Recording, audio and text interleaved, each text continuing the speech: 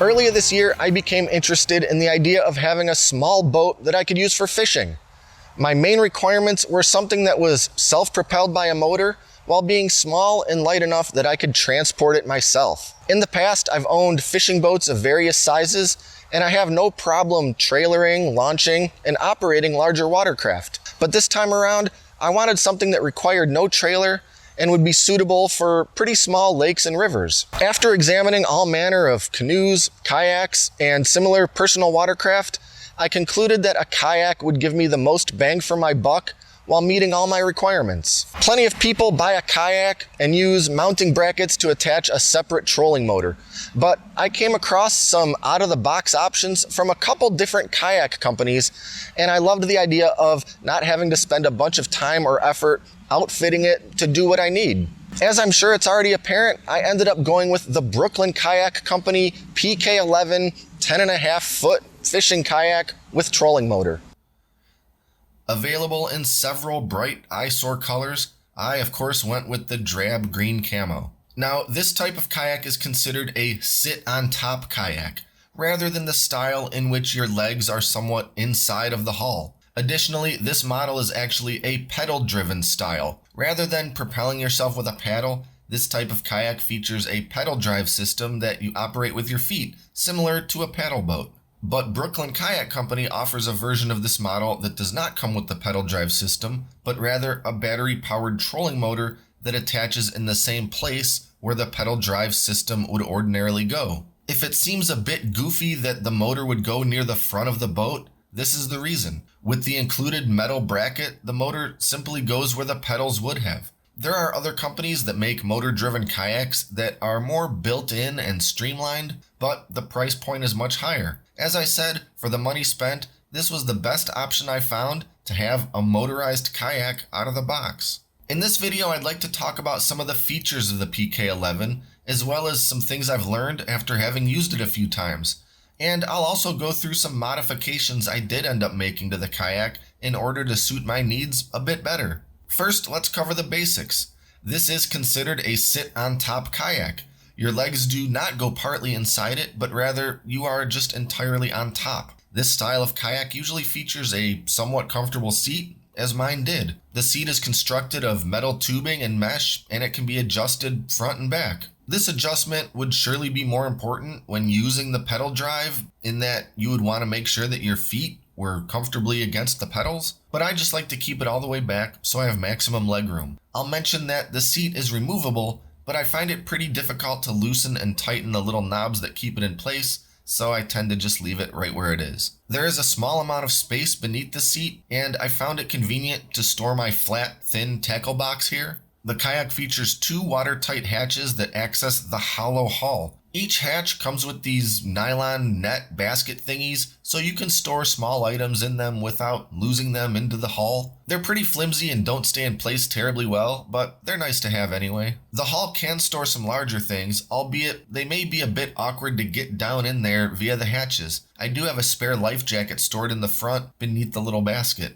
There are 3 fishing rod holders, 1 in front of the seat and 2 behind. There's also 2 accessory plates near the front, onto which you can install things like additional rod holders, fish finders, and so forth. Though you won't need it most of the time, a basic paddle is included, and the kayak comes with this little attached elastic cord that serves as an attachment point to stow the paddle when not in use. A big thing I have to talk about is the battery. This kayak does not come with a battery. You have to supply your own. Now, there are some very nice batteries on the market, including really small, powerful lithium-ion batteries that are used by kayakers for this very thing. But these batteries cost hundreds and hundreds of dollars, and I already happen to have a conventional lead-acid marine battery, so that's what I'm using for now. But a major issue with this is where to put the battery. Now, there's this small cargo area in the back of the kayak, and it did come with an elastic cord that sort of serves as a cargo net, and I guess if I was tossing a backpack or some light, flexible item back there, the elastic cord net would be useful. However, since I'm using this great big marine battery, there isn't really anywhere else to put it besides right here. Again, one of the small lithium-ion batteries would fit under the seat or even in one of the cargo hatches. But being that my large battery pretty much has to go in this rear cargo area, I had a couple problems to solve. First, how will I get power from this rear battery to the front motor? The motor comes with cables that are long enough to clumsily run between my feet, under the seat, and up to the battery, but I found this to be ugly, inconvenient, and possibly dangerous. I don't really want my feet getting tangled up on wires. So this brought forth my first and most severe modification. I started by getting a simple plastic battery box for the marine battery. I then installed a simple 12-volt circuit breaker, an LED battery meter, and a water-resistant trolling motor plug outlet. Next, I installed 2 more outlets in the kayak itself, one near the rear storage deck and one near where the motor installs. I then connected these 2 outlets together via wires ran internally through the hull. Then I wired the corresponding plug ends onto the motor wires, and finally I fashioned a double-ended plug cord so I could basically plug the battery into the boat. I'm very happy with how tidy, rugged, and functional this all turned out. When I want to use the kayak, I drop in the motor, drop in the battery, and plug in a couple wires. The next problem I had to solve was how to keep this big, heavy battery in place. It's heavy enough that it shouldn't really go anywhere, but this is a boat we're talking about. It's going to be subjected to all sorts of tilting, bobbing, and centrifugal force. I had to figure out a way to strap it in place. The problem is that there were no adequate anchor points on either side of where the battery would go. There are all these little loops for that elastic band, but none of them lined up in such a way that the battery would be very secure, and they also seem a bit small to keep this nearly 50-pound battery from moving around. So I found this metal bracket called a footman loop and installed it behind the rear storage hatch. Using a nylon strap, I can secure the battery box in place quite well. I may end up upgrading to a lithium battery and reworking some of this sometime in the future, but for now, I'm fairly happy with it all. But since we're talking about the rear cargo area, I'd like to point something else out. At first, it seemed like I still had some space to stow other gear, or possibly a small cooler. But then I noticed something about the steering system. This style of kayak uses a small rudder for turning. Using this little lever, you can pivot the rudder left and right. It uses 2 tension cables similar to bicycle brake cables. The cables run between the lever and this plastic disc. When I move the lever, the disc turns, which then turns the rudder that's attached to the underside of it. Problem is, I can't really place anything on top of this disc, or it will hinder the rudder from turning. Something very light, like a jacket or towel, would be fine, but certainly not a cooler filled with ice and drinks. I've thought about engineering some sort of bracket that would be raised up away from the disc and sit on the storage deck on either side of it, onto which I could put a cooler or such, but for now I just don't really put anything behind the battery. And speaking of the rudder, let's talk a little more about that. The rudder does work pretty well, but I will say that the kayak does not have a particularly tight turning radius. There is not really any sort of precise maneuvering with this thing. Also, while the rudder has so far not sustained any real damage, I am paranoid about breaking it. It's situated in such a way that the kayak can sit flat on the ground without any of the weight of the kayak resting on it, but that's only on flat ground. As soon as the kayak is lifted up in the front, the rudder touches ground. This is important because I need to lift the front end of it up to get it onto my truck. With the rudder in place, a lot of the kayak's weight ends up resting on it. It's pretty durable plastic,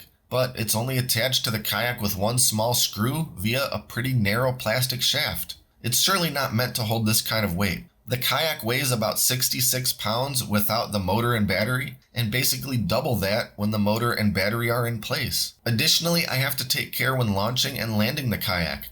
If I'm someplace with a dock or boat launch, it's not a problem, but I spent several days recently launching directly from the water's edge. Landing the kayak isn't much of a problem, but attempting to push it backwards into the water is tricky because that rudder is sinking and digging into the sandy shoreline. I was really worried about breaking it after being a little reckless with the landing and launching over a few days, but fortunately it seems to be in perfectly fine shape. In any case, I do recommend leaving the rudder off while transporting, loading, or unloading the boat. Now let's talk a little bit more about the motor. The motor that comes with this kayak is a basic 12-volt trolling motor with 36 pounds of thrust. It's got 5 forward speeds and 3 reverse speeds, adjustable by twisting the handle. The handle is also adjustable and can telescope outward for more comfortable operation. This motor is most certainly a no-name, cheapo Chinese product that Brooklyn Kayak Company likely buys in bulk. I actually found the motor on some miscellaneous Chinese supplier's website. While it is nothing special, it does the job as advertised. So far, I have no complaints about it, but if it ever breaks, which I suspect it eventually will, I'm sure I'll replace it with something a bit better.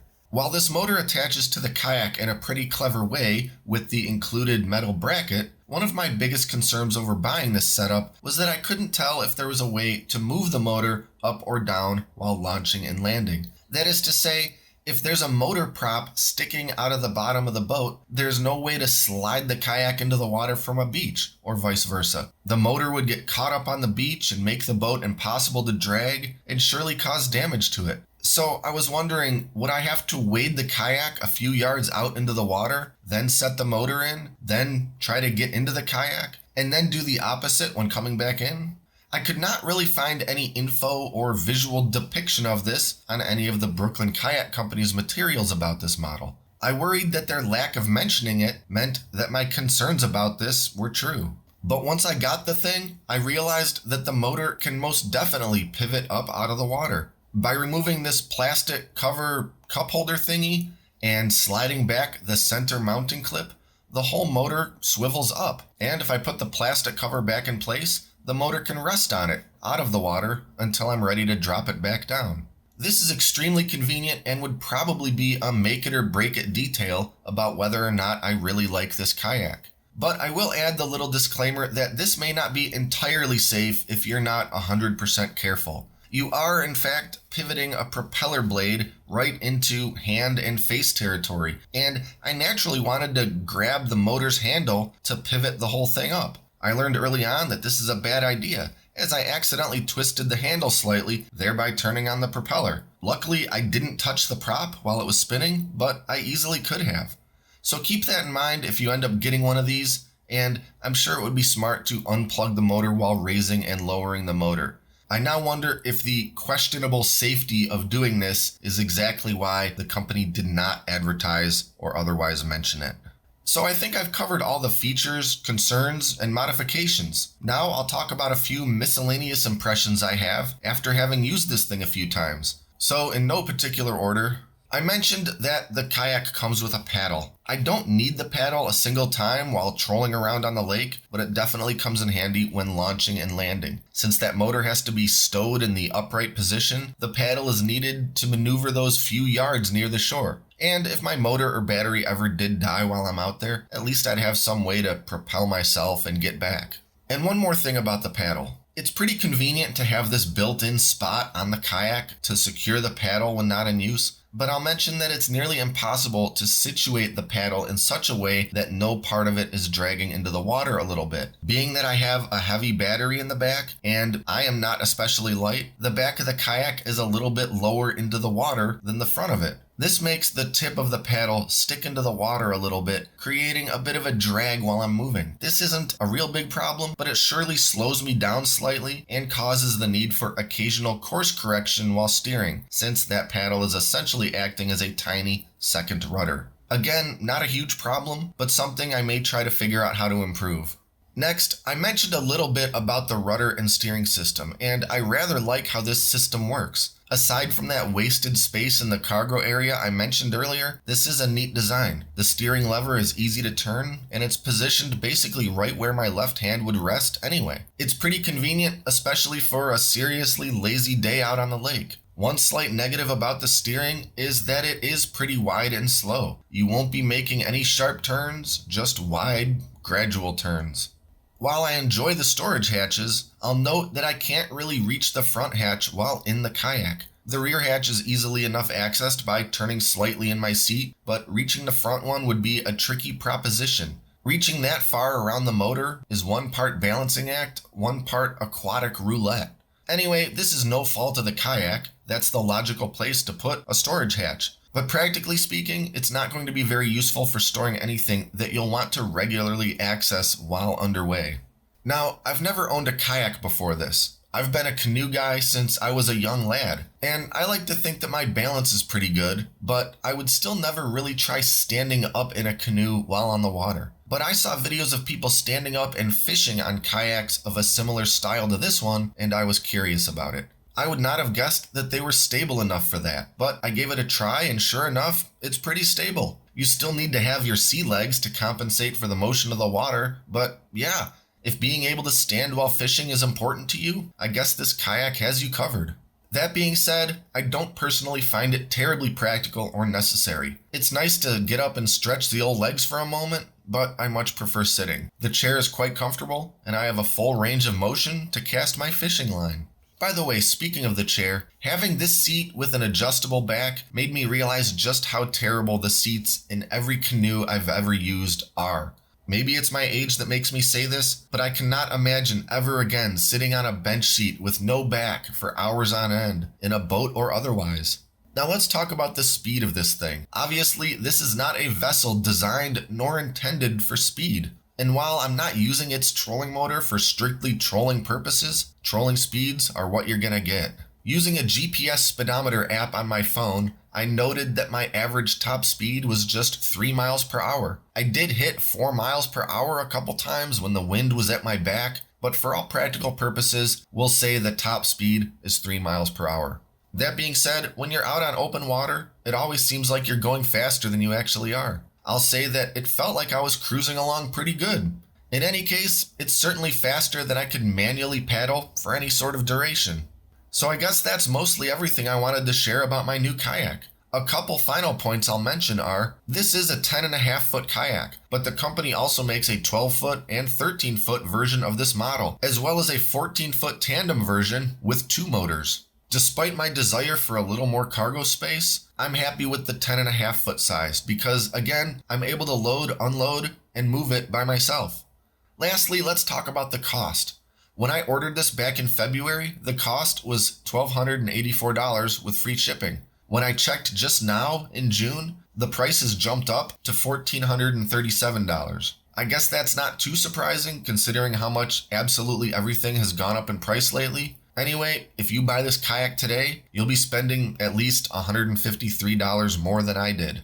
So that's about it. I'll put a link in the video description to this exact kayak model if you want to check it out. And I'm also planning on making another video at some point to show how I load, unload, and transport this kayak by myself. So keep an eye out for that. Don't forget to like and subscribe and stay up to date with all our latest stuff, including future kayak videos. Thanks for watching, and until next time, this is Great Lakes Prepping. Make sure you pull up your britches. That was dainty. That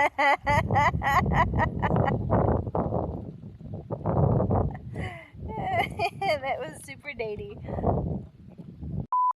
Do you wonder if anybody's watching us out the window and is asking, what the hell are they doing? There's 2 people there fishing. How those people do it? I mean, I would probably do that again. Do what again? Casting? Yes.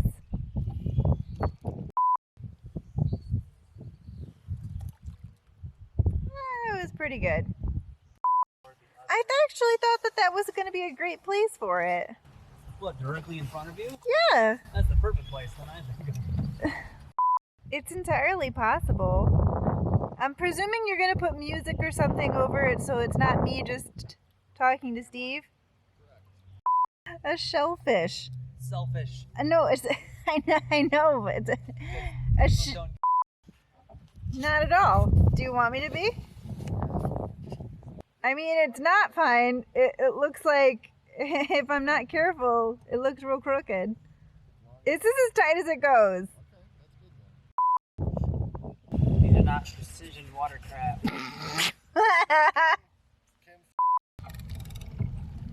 Brilliant.